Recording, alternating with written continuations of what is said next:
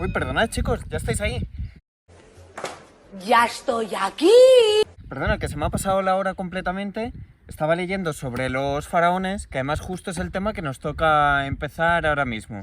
Así que nada, vamos a ello. Dentro vídeo.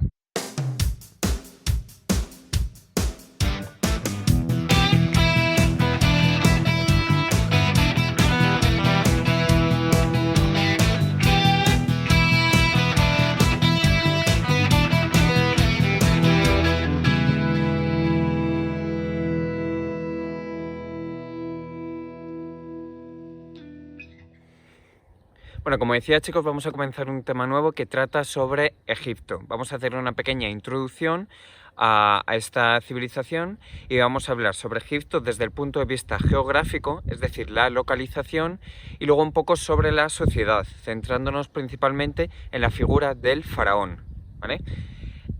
Comenzamos con la geografía. Egipto se encuentra al noreste de África. Está situado a ambas riberas del río Nilo, entre el mar Mediterráneo y el mar Rojo, y también se encuentra entre los desiertos de Arabia y el desierto de Libia.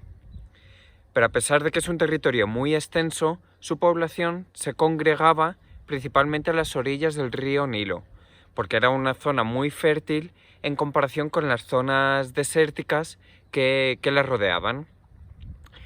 La zona a lo largo del río Nilo la dividimos en dos partes. La zona sur la conocemos como el Alto Egipto y las zonas del norte la conocemos como el Bajo Egipto. Esta zona, el Bajo Egipto, era donde se encontraba el delta del Nilo, es decir, la desembocadura en el mar Mediterráneo. Y esta zona además era mucho más fértil para la agricultura, más apropiada para la agricultura que el Alto Egipto. Y bueno, gracias al río Nilo se desarrolló la civilización egipcia. Sin este río no podría haber existido la civilización, al igual que pasaba con Mesopotamia, que si recordáis se encontró entre los ríos Tigris y Éufrates. Y bueno, como hemos dicho, la mayoría de la población se concentraba a las orillas del río Nilo. A esta franja se le denominaba las tierras negras, debido al color del barro fértil de estas orillas. Y es que una de las características del río Nilo eran las crecidas y decrecidas de sus aguas a causa de las lluvias torrenciales. Había una época de inundaciones y una época de sequías. La época de inundaciones se desarrollaba en torno al verano, en torno a los meses de junio a septiembre. A partir de octubre, el Nilo volvía a su cauce natural y esas tierras que quedaban, las tierras negras, eran extremadamente fértiles y eran muy buenas para el desarrollo de la agricultura. Entonces el Nilo fue la principal fuente de vida para la población, pero además los egipcios construyeron diversos diques y canales para poder sacar el máximo provecho del agua del río Nilo. Aumentaban la superficie cultivable y llevaban aguas a tierras donde no era posible obtener este recurso.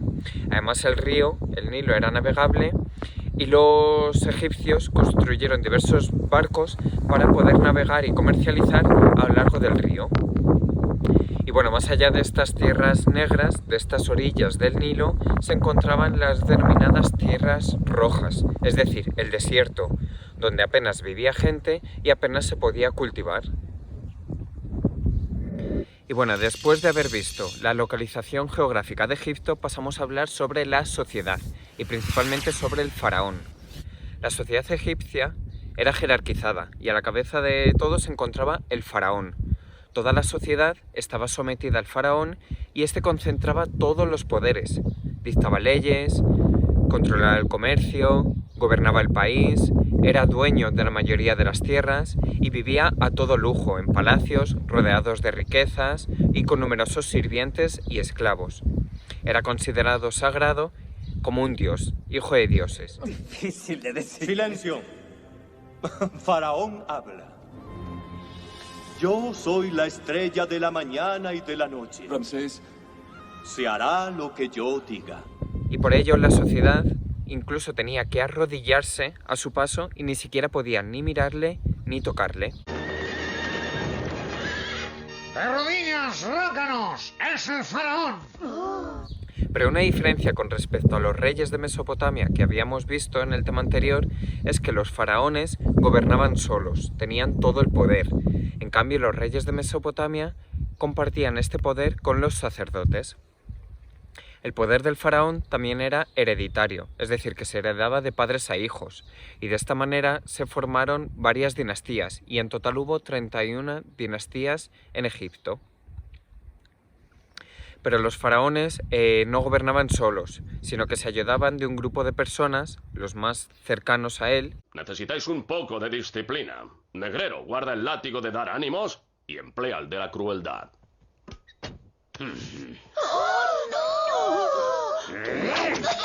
Como eran los nobles, los sacerdotes, los escribas y el ejército.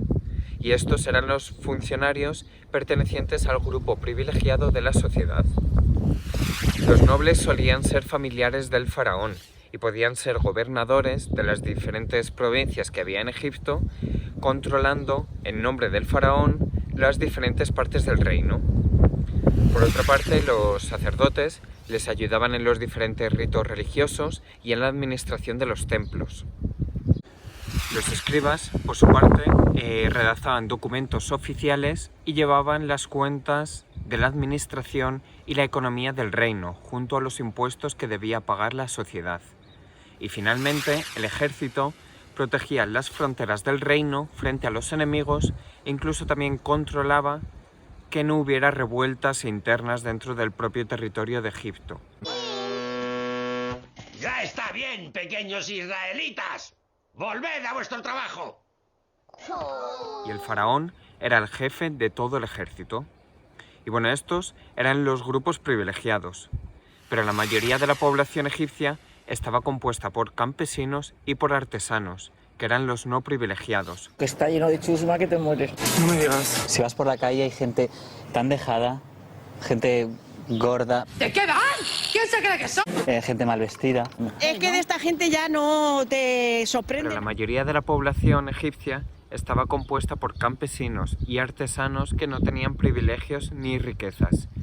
Vivían pobremente en modestas casas de adobe junto al río Nilo y cultivaban las tierras del faraón, de los nobles o de los templos. Durante las épocas de inundaciones del río Nilo, los campesinos no podían trabajar en el campo, por lo tanto trabajaban construyendo las obras arquitectónicas para el faraón, como eran los templos o las pirámides.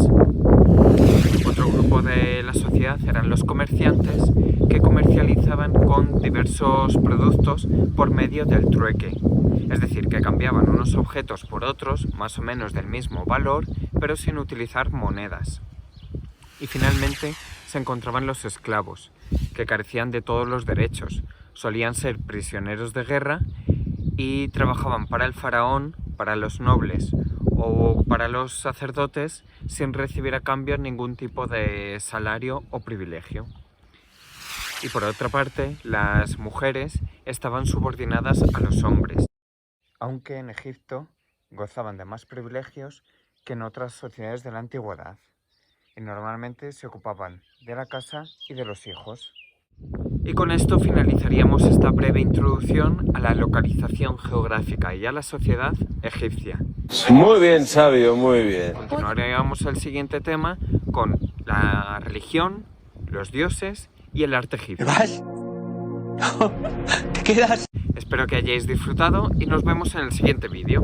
Thank you, mil gracias.